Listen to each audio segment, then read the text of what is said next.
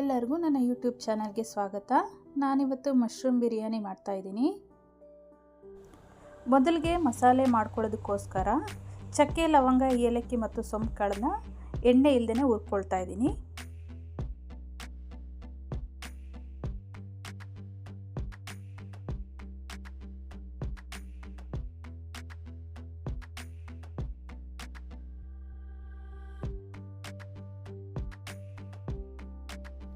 ಕೆಲವರಿಗೆ ಚಕ್ಕೆ ಲವಂಗದ ಮಸಾಲೆ ಅತಿಯಾಗಿ ಇಷ್ಟ ಇರೋದಿಲ್ಲ, ಅಂಥವ್ರಿಗೆ ಸೋಂಪುಗಳನ್ನು ಸೇರಿಸಿ ಮಾಡೋದ್ರಿಂದ ರುಚಿ ತುಂಬ ಚೆನ್ನಾಗಿರುತ್ತೆ.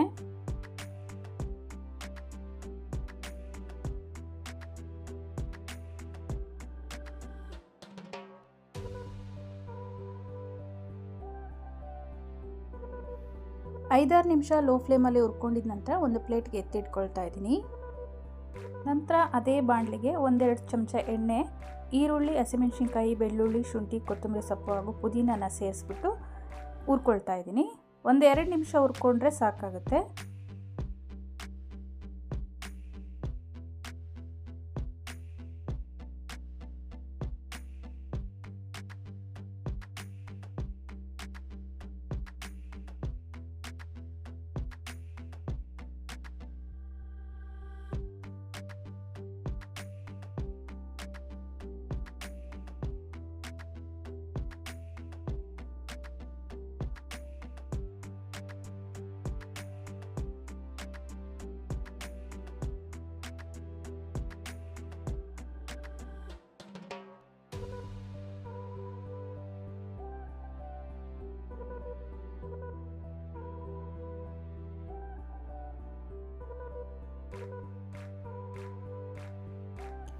ಇದನ್ನು ಹುರ್ಕೊಳ್ತಾನೆ 2 ಲೋಟ ಅಕ್ಕಿನ 2-3 ಸಾರಿ ವಾಶ್ ಮಾಡಿ ನೆನೆಯೋದಕ್ಕೆ ಇಟ್ಟಿದ್ದೀನಿ.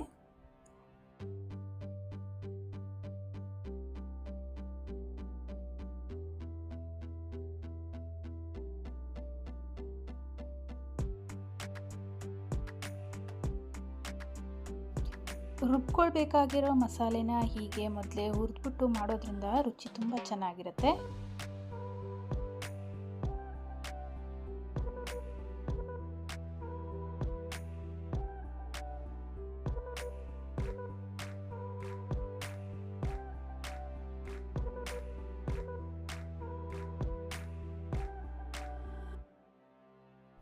ಪುದೀನ, ಕೊತ್ತಂಬರಿ ಸೊಪ್ಪು ಬಾಡಿದ ನಂತರ ಸ್ಟವ್ನ ಆಫ್ ಮಾಡಿ ಬಾಣಲಿನ ಪಕ್ಕಕ್ಕೆ ಎತ್ತಿಟ್ಕೊಳ್ತಾ ಇದ್ದೀನಿ. ನಂತರ ಅನ್ನ ಬೇಯೋದಕ್ಕೆ ಬೇಕಾಗಿರೋಷ್ಟು ನೀರನ್ನು ಕಾಯೋದಕ್ಕೆ ಇಡ್ತಾ ಇದ್ದೀನಿ. ಹೀಗೆ ಮಾಡ್ಕೊಳ್ಳೋದ್ರಿಂದ ಬಿರಿಯಾನಿ ರೆಡಿಯಾಗೋದಕ್ಕೆ ಜಾಸ್ತಿ ಸಮಯ ತಗೊಳ್ಳೋದಿಲ್ಲ. ಇದನ್ನು ಪಕ್ಕದಲ್ಲಿ ಒಂದು ಪಾತ್ರೆ ಇಟ್ಟು ಕೂಡ ನೀರನ್ನು ಬಿಸಿ ಮಾಡ್ಕೊಳ್ಬೋದು. ನಾನು ಕೆಟಲಿತ್ತು, ಹಾಗಾಗಿ ಕೆಟಲನ್ನು ಬಳಸ್ಕೊಳ್ತಾ ಇದ್ದೀನಿ.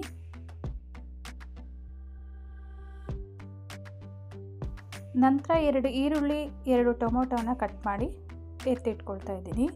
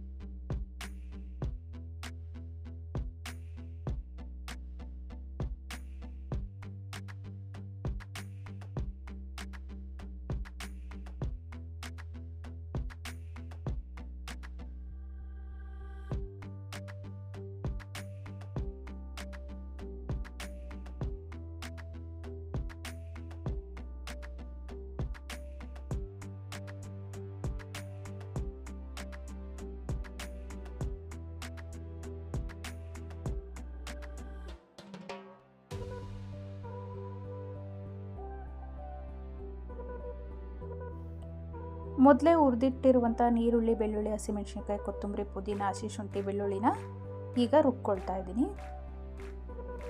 ಹಾಗೆ ಮೊದಲೇ ಹುರಿದಿಟ್ಟಿರುವಂಥ ಚಕ್ಕೆ, ಲವಂಗ, ಏಲಕ್ಕಿ, ಸೋಂಪು ಕಾಳನ್ನು ಇದ್ರ ಜೊತೆಗೇ ಸೇರಿಸ್ಕೊಳ್ತಾ ಇದ್ದೀನಿ. ಚಿಟಿಕೆ ಅರಿಶಿನ ಕೂಡ ಸೇರಿಸ್ಕೊಳ್ತಾ ಇದ್ದೀನಿ.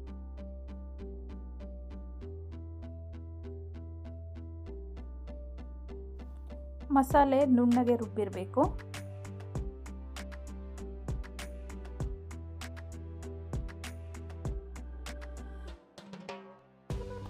ನಂತರ ಒಂದು ಕುಕ್ಕರ್ಗೆ 5-6 ಚಮಚ ಎಣ್ಣೆ ಹಾಕಿ ಪಲಾವ್ ಎಲೆ, ಚಕ್ಕೆ, ಲವಂಗ, ಮರಾಠ ಮೊಗ್ಗು, ಅನಾನಸವನ್ನು ಹಾಕಿ ಹುರ್ಕೊಳ್ತಾ ಇದ್ದೀನಿ.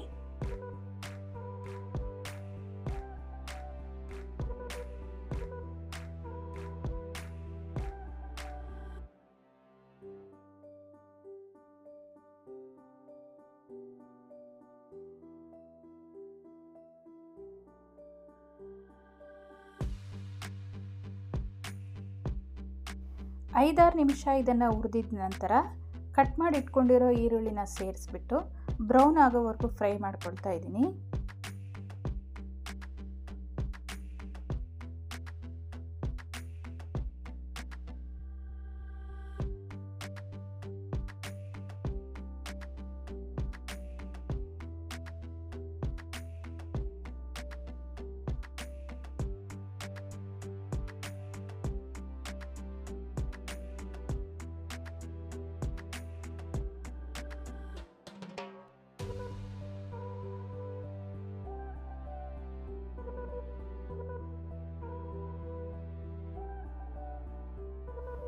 ಈರುಳ್ಳಿನ ಚೆನ್ನಾಗಿ ಲೋ ಫ್ಲೇಮಲ್ಲೇ ಬ್ರೌನ್ ಕಲರ್ ಬರೋವರೆಗೂ ಪದೇ ಪದೇ ತಿರುಗಿಸ್ತಾ ಫ್ರೈ ಮಾಡ್ಕೊಳ್ತಾ ಇದ್ದೀನಿ. ನಾನು ನಿನ್ನೆ ರಾತ್ರಿನೇ ಮಶ್ರೂಮನ್ನು ಒಂದು ಅರ್ಧ ಗಂಟೆ ಉಪ್ಪು ನೀರಲ್ಲಿ ನೆನೆ ಹಾಕ್ಬಿಟ್ಟು ಚೆನ್ನಾಗಿ ವಾಶ್ ಮಾಡಿ ಕಟ್ ಮಾಡಿ ಫ್ರಿಜ್ಜಲ್ಲಿ ಎತ್ತಿಟ್ಟಿದ್ದೆ. ಅದನ್ನು ಇವಾಗ ಸೇರಿಸ್ಕೊಳ್ತಾ ಇದ್ದೀನಿ. ಮಶ್ರೂಮ್ನ ಕೊಳ್ಳೋವಾಗ ತುಂಬ ಹರಳಿರೋ ಅಂಥ ಮಶ್ರೂಮ್ನ ಕೊಳ್ಳಬೇಡಿ. ಬಟನ್ಸ್ ಮಶ್ರೂಮ್ ಥರ ಇರುತ್ತೆ, ಬಟನ್ಸ್ ಥರ ಚಿಕ್ಕದಾಗಿರುತ್ತೆ, ಅಂಥದನ್ನು ಕೊಂಡ್ಕೊಳ್ಳಿ. ರುಚಿಗೆ ತಕ್ಕಷ್ಟು ಉಪ್ಪನ್ನು ಸೇರಿಸಿ ಚೆನ್ನಾಗಿ ಮಿಕ್ಸ್ ಮಾಡ್ಕೊಳ್ತಾ ಇದ್ದೀನಿ. ಹಾಗೆ ಯಾರು ನನ್ನ ಚಾನಲ್ನ ಇನ್ನೂ ಸಬ್ಸ್ಕ್ರೈಬ್ ಮಾಡಿಲ್ಲ, ದಯಮಾಡಿ ಸಬ್ಸ್ಕ್ರೈಬ್ ಮಾಡಿ. ನನ್ನ ರೆಸಿಪೀಸ್ ನಿಮಗೆ ಇಷ್ಟ ಆಗಿದ್ದರೆ ದಯವಿಟ್ಟು ಲೈಕ್ ಮಾಡಿ, ಕಮೆಂಟ್ ಮಾಡಿ, ಹಾಗೂ ನಿಮ್ಮ ಫ್ರೆಂಡ್ಸ್ ಜೊತೆ ಶೇರ್ ಮಾಡಿ. ಪ್ಲೀಸ್ ಸಪೋರ್ಟ್ ಮಾಡಿ. ಹಾಗೆ ಮಶ್ರೂಮ್ನ ನಂತರ ಟೊಮೊಟೊನ ಸೇರಿಸ್ಬಿಟ್ಟು ಫ್ರೈ ಮಾಡ್ಕೊಳ್ತಾ ಇದ್ದೀನಿ. ಮಶ್ರೂಮ್ ಫ್ರೈ ಆಗ್ತಾ ಸ್ವಲ್ಪ ನೀರನ್ನ ಬಿಡ್ತಾ ಇರುತ್ತೆ, ಅದು ಸ್ವಲ್ಪ ಮಟ್ಟಿಗೆ ಕಡಿಮೆ ಆಗೋವರೆಗೂ ಫ್ರೈ ಮಾಡ್ಕೊಳ್ತಾ ಇರಿ.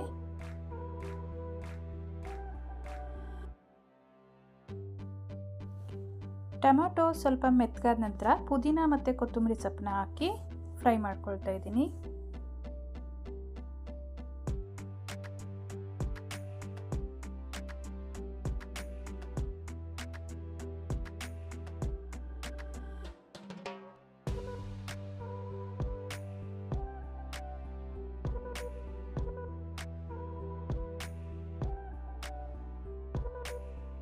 ಪುದೀನ ಕೊತ್ತಂಬರಿ ಬಾಡಿದ ನಂತರ ರುಬ್ಬಿಟ್ಕೊಂಡಿರೋ ಮಸಾಲೆನ ಸೇರಿಸ್ಕೊಳ್ತಾ ಇದ್ದೀನಿ.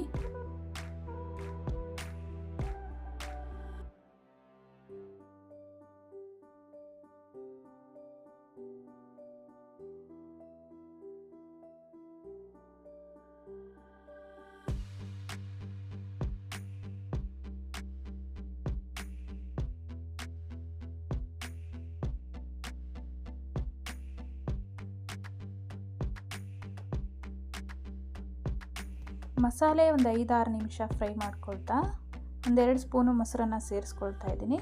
ನಿಂಬೆಹಣ್ಣು ಕೂಡ ಸೇರಿಸ್ಕೋಬೋದು, ನಾನಿಲ್ಲಿ ಮೊಸರು ಮಾತ್ರ ಸೇರಿಸ್ಕೊಳ್ತಾ ಇದ್ದೀನಿ.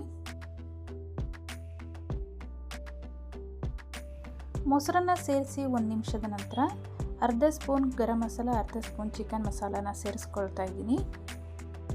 ಈ ಬಿರಿಯಾನಿನ ನಾನಿವತ್ತು 3 ಜನಕ್ಕೆ ತಿಂಡಿಗೋಸ್ಕರ ಮಾಡ್ತಾ ಇದ್ದೀನಿ.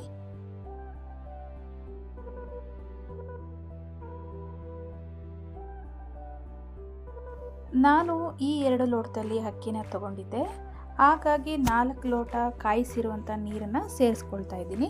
ಇನ್ನು ಅರ್ಧ ಲೋಟ ಹೆಚ್ಚಿಗೆ ಸೇರಿಸ್ಕೊಳ್ತಾ ಇದ್ದೀನಿ, ಅನ್ನ ಸ್ವಲ್ಪ ಮಿದುವಾಗಿರಲಿ ಅಂತ.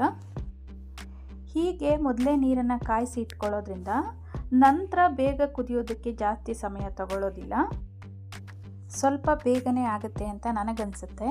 ಹಾಗಾಗಿ ನಾನು ಯಾವುದೇ ತಿಂಡಿನ ಮಾಡುವಾಗ, ಪಲಾವ್, ಬಿರಿಯಾನಿ ಯಾವುದೇ ಮಾಡುವಾಗಲೂ ನೀರನ್ನು ಇದೇ ಥರ ಕಾಯಿಸಿ ಇಟ್ಕೊಂಡು ಮಾಡ್ತಾ ಹೋಗ್ತೀನಿ. ಸ್ವಲ್ಪ ಒಂದು 5-10 ನಿಮಿಷ ನಮಗೆ ಸೇವ್ ಆಗುತ್ತೆ. ನೋಡಿ, ನೀರು ಕೂಡ ಇಷ್ಟು ಬೇಗ ಕುದೀತಾ ಇದೆ. ಮೊದಲೇ ತೊಳೆದು ನೆನೆಸಿಟ್ಟಿರುವಂಥ ಅಕ್ಕಿನ ಸೇರಿಸ್ಕೊಳ್ತಾ ಇದ್ದೀನಿ. ಈ ಸಮಯದಲ್ಲಿ ನಾವು ಉಪ್ಪನ್ನು ಚೆಕ್ ಮಾಡ್ಕೊಳ್ಬೋದು. ಉಪ್ಪೇನಾದರೂ ಕಡಿಮೆ ಆಗಿದ್ದರೆ ಲಿಡ್ನ ಕ್ಲೋಸ್ ಮಾಡೋ ಮುಂಚೆ ಸ್ವಲ್ಪ ಸೇರಿಸ್ಕೊಳ್ಬೇಕು. ಅಕ್ಕಿನ ಸೇರಿಸಿದ ನಂತರ ಒಂದೆರಡು ಸಾರಿ ತಿರುಗಿಸ್ಬಿಟ್ಟು ಲಿಡ್ನ ಕ್ಲೋಸ್ ಮಾಡ್ತಾಯಿದ್ದೀನಿ. ಮೊದಲೇ ನೆನೆಸಿಟ್ಟಿರೋ ಅಕ್ಕಿಯಿಂದ ಮಾಡ್ತಿರೋದ್ರಿಂದ 1 ಅಥವಾ 2 ವಿಷಲ್ ಕೂಗಿಸಿದ್ರೆ ಸಾಕಾಗುತ್ತೆ. ನಾನು ಇಲ್ಲಿ 1 ವಿಷಲ್ ಮಾತ್ರ ತಗೊಂಡು ಸ್ಟವ್ನ ಆಫ್ ಮಾಡ್ಕೊಳ್ತಾ ಇದ್ದೀನಿ.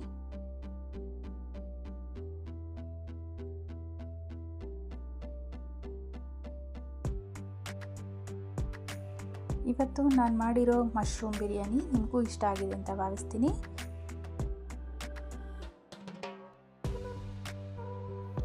ಅಕ್ಕಿನ ಹೀಗೆ 20 ನಿಮಿಷ ಮುಂಚೆ ನೆನೆ ಹಿಟ್ಟು ಮಾಡಿದರೆ ತುಂಬ ಮೃದುವಾಗಿ ಹಾಗೂ ಬಿಡಿಯಾಗಿ ಬರುತ್ತೆ. ಯಾರಿಗೆಲ್ಲ ಮಶ್ರೂಮ್ ಬಿರಿಯಾನಿ ಇಷ್ಟ ದಯವಿಟ್ಟು ಒಂದು ಲೈಕ್ ಮಾಡಿ. ನಾನು ಮಾಡಿರೋ ವಿಧಾನ ನಿಮಗೆ ಇಷ್ಟ ಆಗಿದ್ರೆ ದಯವಿಟ್ಟು ಕಮೆಂಟ್ ಮಾಡಿ.